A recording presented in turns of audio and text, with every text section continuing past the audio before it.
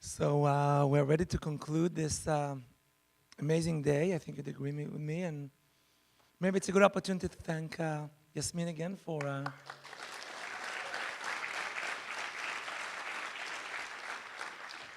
and for the very, very last session of the day, we have Sam Altman from YC, Y Combinator, which, as we all know, redefined what it means to be an accelerator and is now going beyond that. I'm sure we'll hear about that. And is going to be interviewed by Michael Eisenberg, who's one of the most prominent VCs in Israel. I've known him for 20 years, plus minus. And he's just closed his second fund that is new from Aleph. Anyway, I'm sure it's going to be a very interesting session. So with that.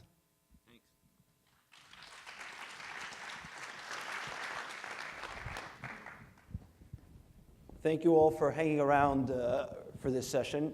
Sam and I concluded before the session started that since we're the last thing between you and happy hour, you'd all be much happier if we concluded the panel a little early. So that's just to set expectations if we don't fill the full hour. So Sam, thanks for coming out. Thank you for having me. Just to start, tell us about what you think Y Combinator was when it first got started and how it's changed and what it is today and going forward. Y Combinator started with what at the time was a radical idea that you could fund a lot of startups with a very small amount of capital. You could fund teams that didn't have business experience, but people that knew how to build products, and that the demo was more important than the business plan. That was almost the entire set of founding ideas for Y Combinator. And at the time, no one thought it would work. So YC was started in 2005, and they funded 8 companies, one of which was my company, Looped. And there were all these other things that became obvious really quickly. The most important of which was this idea of a community. And that if you funded startups together, and the startups were loosely affiliated but not legally bound to each other, that you would have this shared sense of community and peers and a support network, which is one of the things that you miss most as a founder. And so pretty quickly after that, Y Combinator changed a little bit. It grew, and it became, at its heart, a community of people trying to build new things in the world, which I think is what Y Combinator is today. Today we fund about 250 startups a year from all over the world. We fund them at different stages. We have a late-stage growth fund. We fund fundamental research, which won't make its way into startup for years or decades to come. But we try and take a very long view on being an organization and a community of innovators. So I'll come back to the research in a few minutes, but some would argue that the growth in quantity has resulted in a reduction in quality and that the signal-to-noise ratio has gone down. How would you counter that, or would you? Only VCs ever argue that, as far as I can tell. I think when I got into YC, 1 out of 5 startups that applied got in. I think 40 people applied for 8 spots. So 20% acceptance rate. I think now it's unfortunately about 1.5%. We'd like to figure out a way to fund a lot more startups. None of the companies in the batch that I was in went on to be worth more than $1 billion, although I read it still will be, I think. Since then we've had $11 billion+ companies. I think that is generally a myth spread by VCs that are unhappy about YC's power in the ecosystem or whatever. I don't think any of the founders that go through the program or would like to go through the program feel the quality has gone down. I think we've been able to, I think the quality has gone up too much. I think we have failed operationally to scale as quickly as would have been good, and so the bar is higher than it should be. It might mean because the bar is so high, it might mean we're missing companies that could be great someday. How do you measure quality? It takes a very long time is the hard part. Quality and valuation eventually roughly converge, but it takes 5 or 10 or 20 years. And so it's very hard to measure quality on the short term. The lag is really bad. But I think the rough metric that we use, because we like something numeric, is just the total valuation of each batch as time goes on. Going back to that point about venture capitalists, is there now, in your view, a contentious relationship between YC and venture capitalists? Well, we don't think there is. I think some VCs definitely felt like, or feel like they'd like to go back to the good old days when VCs had a lot of power. However, I think this is a be careful what you wish for thing. I understand that YC has been a force in the ecosystem that has shifted more leverage to founders, but I think this has been great for everyone, including investors. And if valuations in the seed stage have gone up 2x, but exit valuations go up 5x because we're able to make these companies better, disseminate more knowledge, build a community, that'll be really great for everybody. Are there any billion-dollar companies in the ones you mentioned that don't have venture capital investment? I mean, this is venture capital funds? No, I would say no. I think there will be one or two really oddball examples that come up over time that never officially raised venture. But even then, like in those cases, the ones I can think of, the founders eventually sold some secondary to a venture firm. So there's like a VC on the cap table somehow.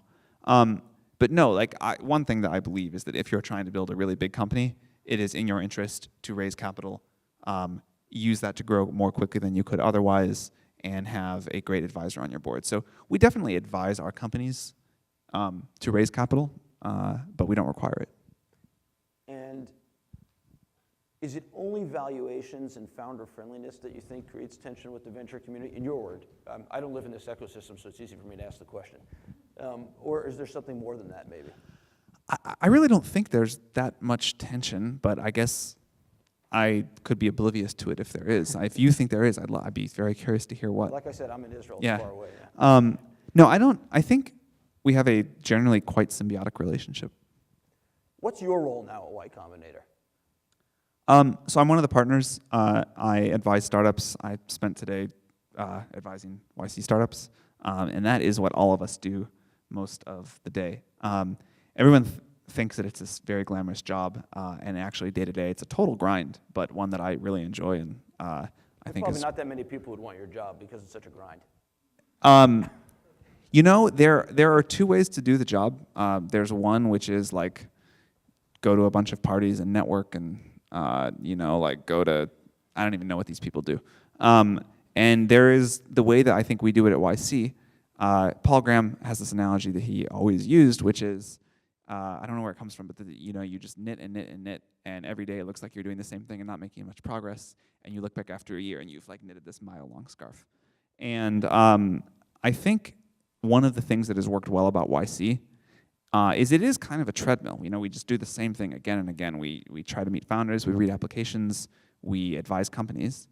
And it is sort of a grind, but it is a rewarding grind, if that makes sense. And although any given day can be repetitive, the leverage and organizational output in the end is quite high. Is that the full scope of your role, just advice? No, so I'm also the president of YC Group, which is, we have a number of things that we do. We have the core program that people know us for, the research lab, the Hacker News, the Continuity Fund, which is a $700 million growth fund we raised last year, Startup School, which is our outreach and education thing. But a surprising amount of my time is still advising startups. Talk about the Research Institute. Tell us what So, you're after. so our mission is to increase the amount of innovation in the world. And in general, I think startups are the best way to do that. I think startups are phenomenally effective at getting things done and getting new things done. I think that there is a powerful way in which the joint stock corporation was one of the most important inventions of the last several hundred years. No one ever talks about it because it's not a piece of technology you can look at, but it has been a model to align a lot of people and capital to do incredible things.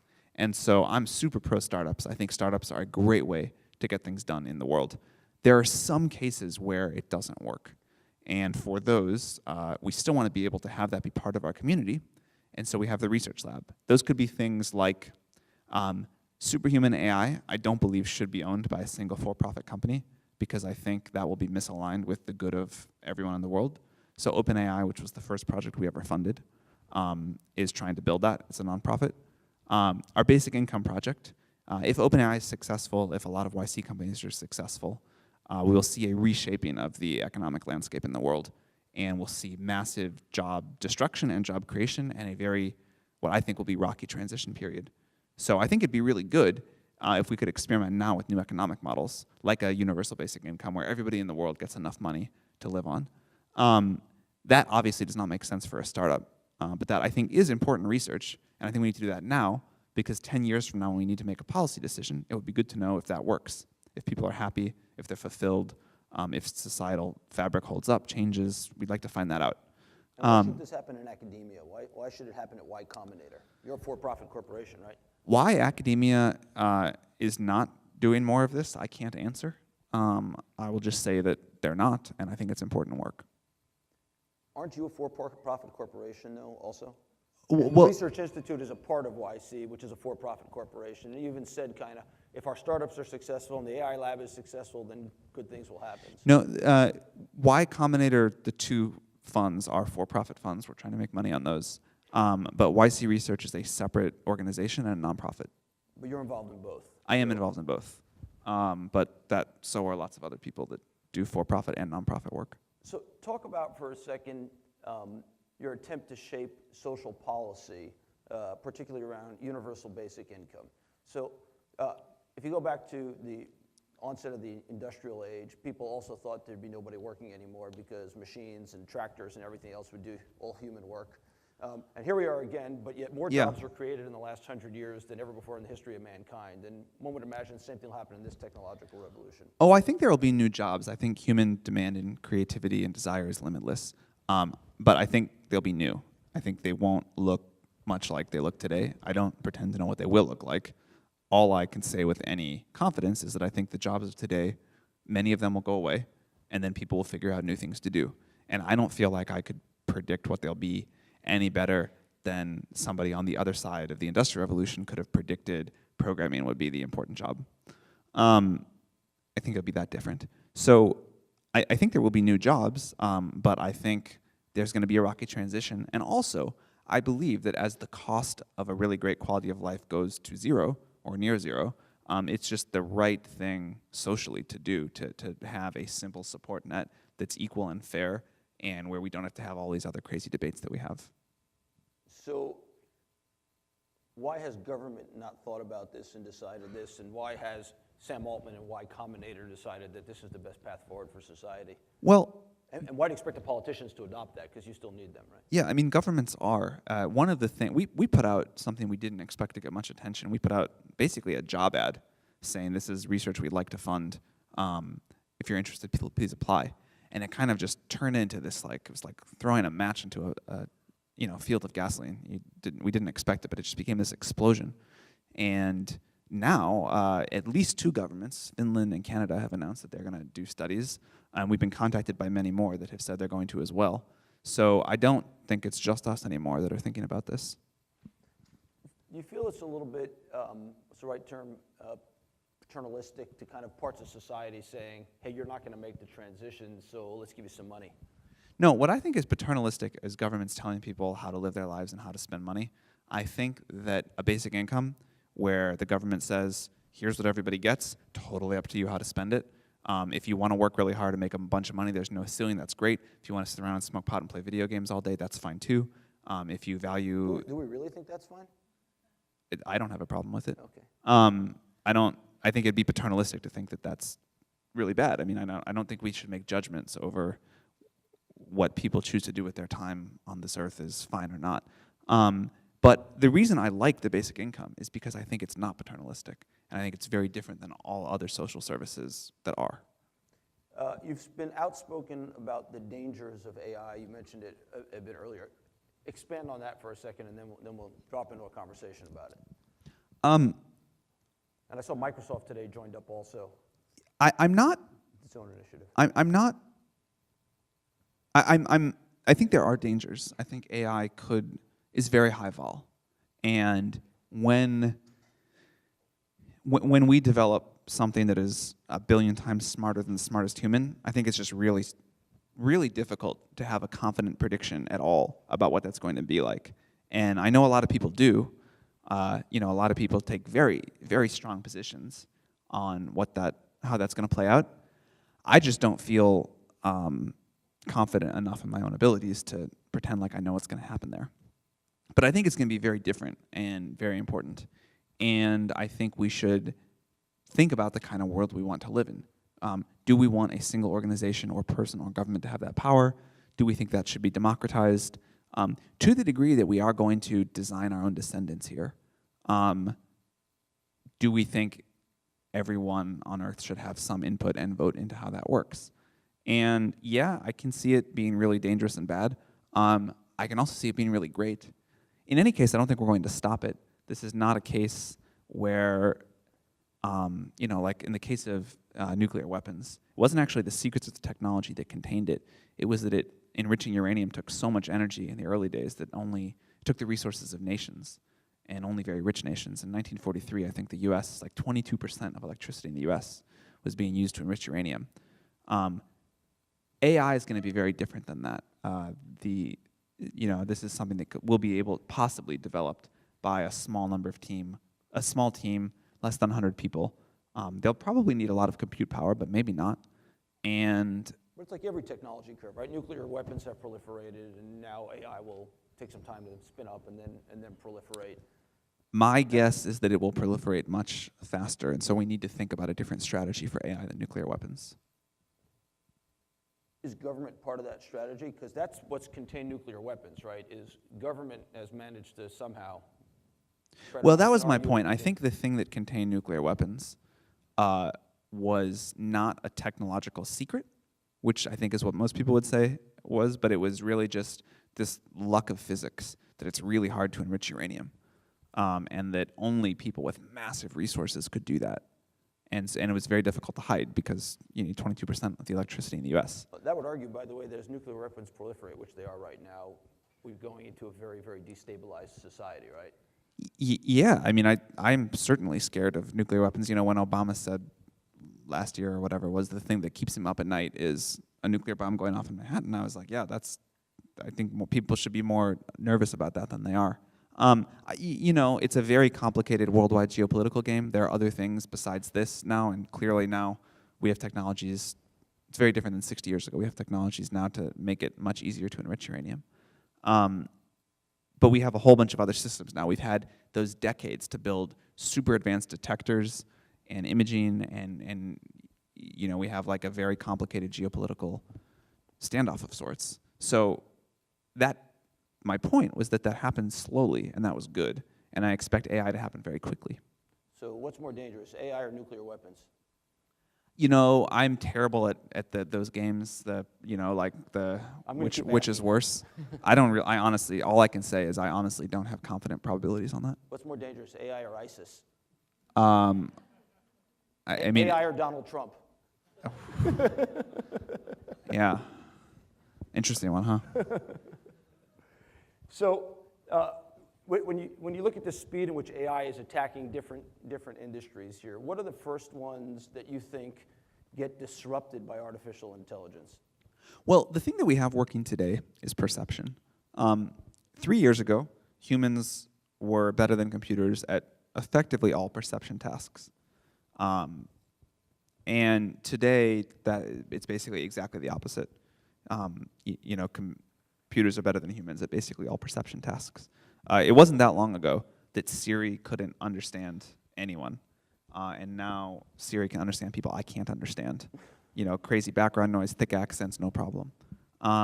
It wasn't that long ago that computer image recognition was a joke. Now, computers can write captions for images. It wasn't that long ago that a human doctor was better than a AI doctor at looking at radiological images 100% of the time. And now the AI radiologist, far better than the human radiologist. So perception is only one class of problems, but it's a large class.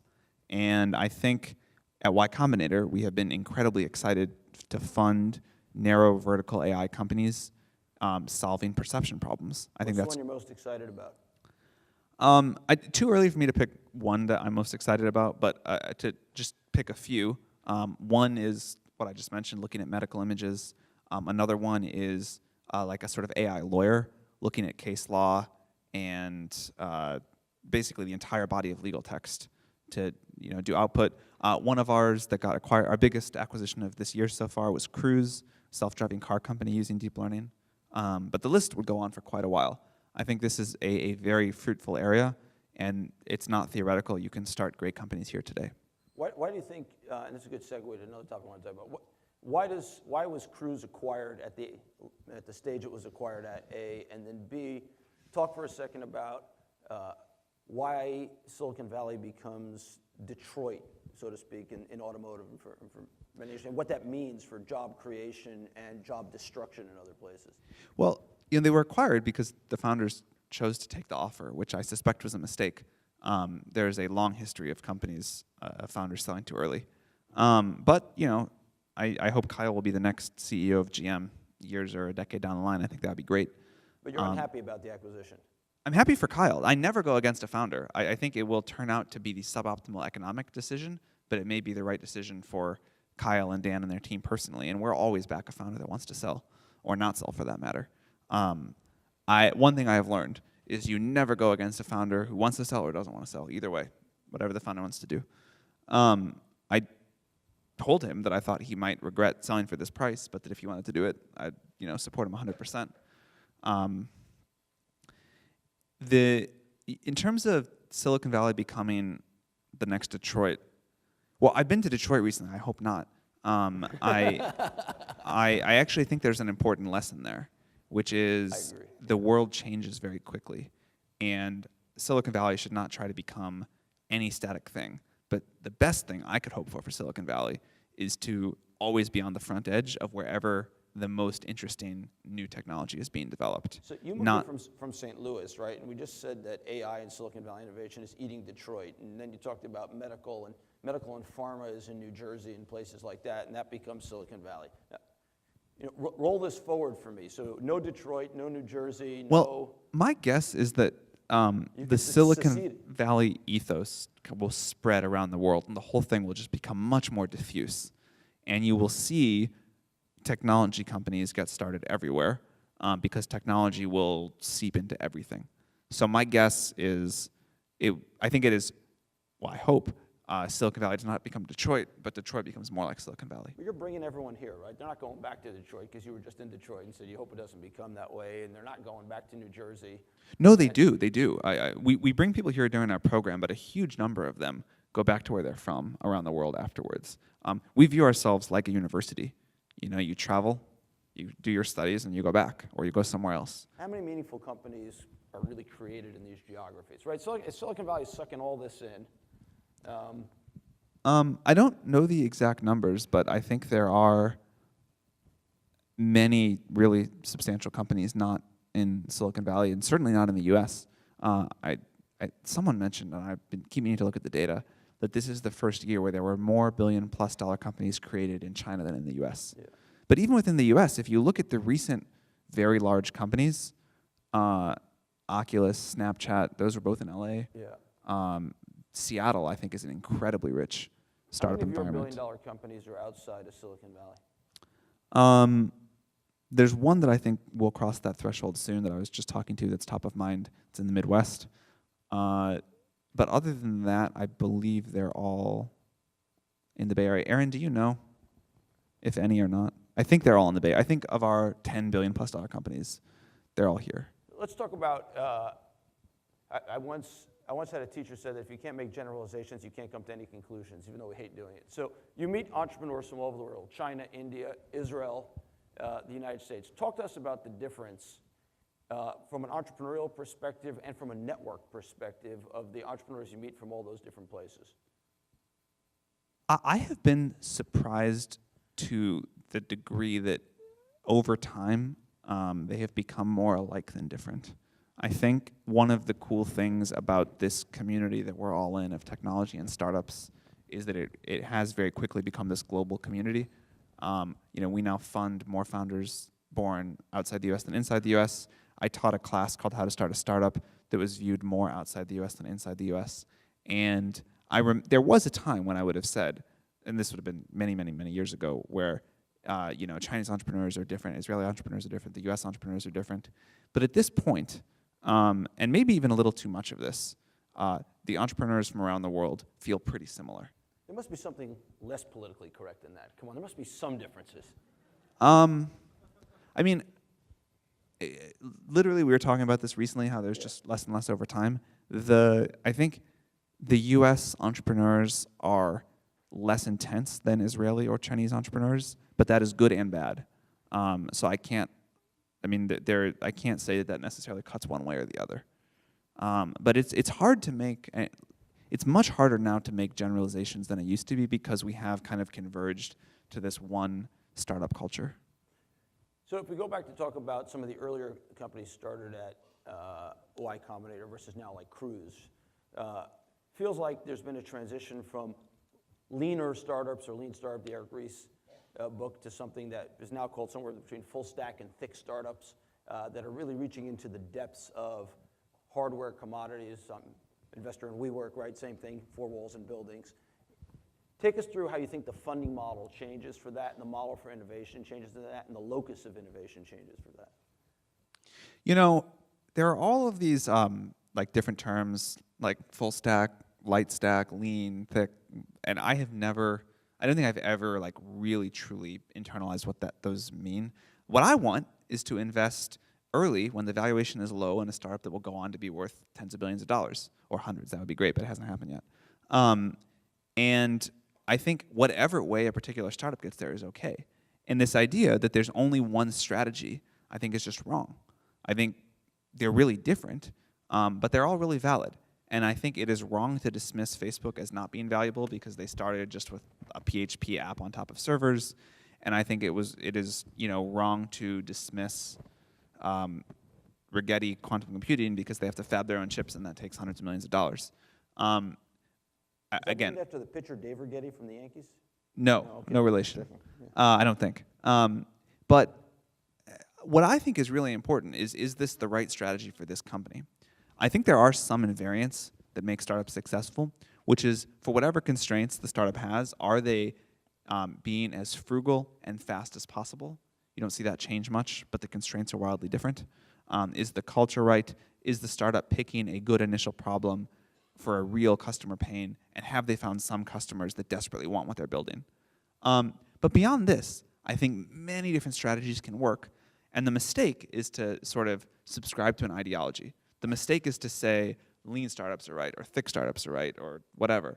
And the right way to do is for this company building this product, what is a strategy that makes sense? What are some of the attributes you see in the entrepreneurs that are in your batches that are going to succeed?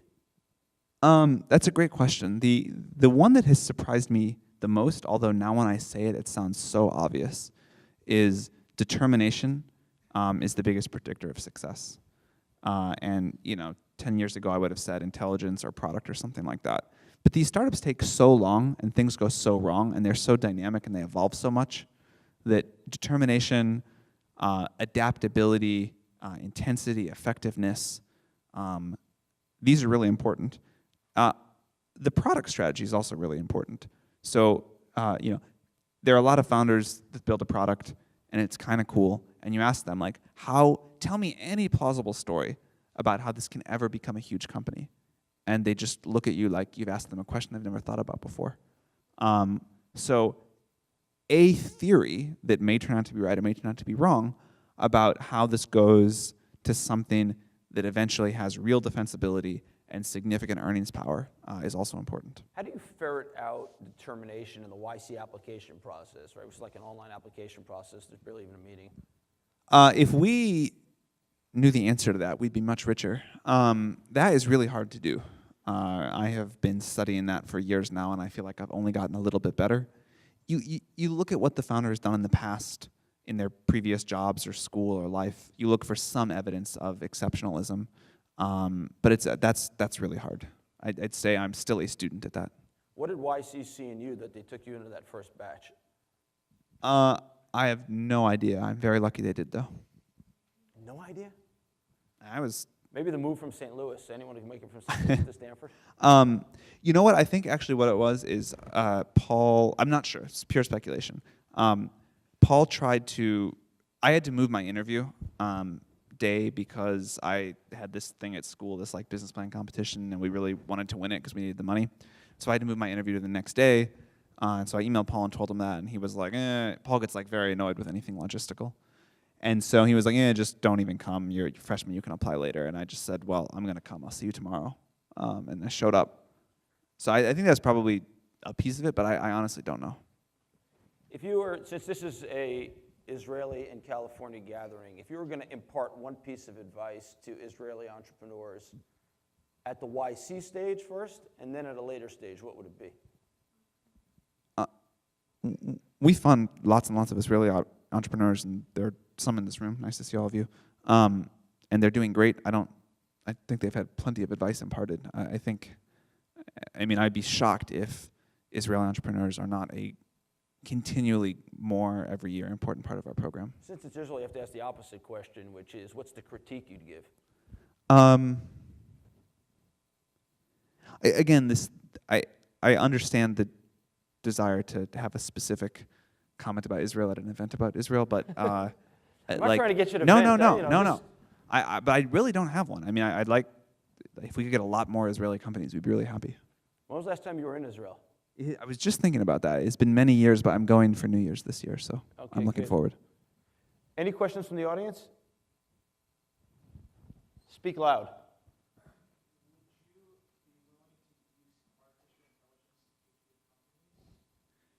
We do that today. We have a computer program. We call it HAL 9000, and it reads every YC application in 3 seconds, and it gives us a predicted score. It's actually pretty good and very helpful to our workload. No other questions? Everyone really must want alcohol. People want to drink. You can hear a pin drop. Sam? No, it's we all put good. everyone to sleep. No problem. I don't want We to put stand in the way everyone of to drinks. sleep. Thank you for having me, though. Thank you. Yeah.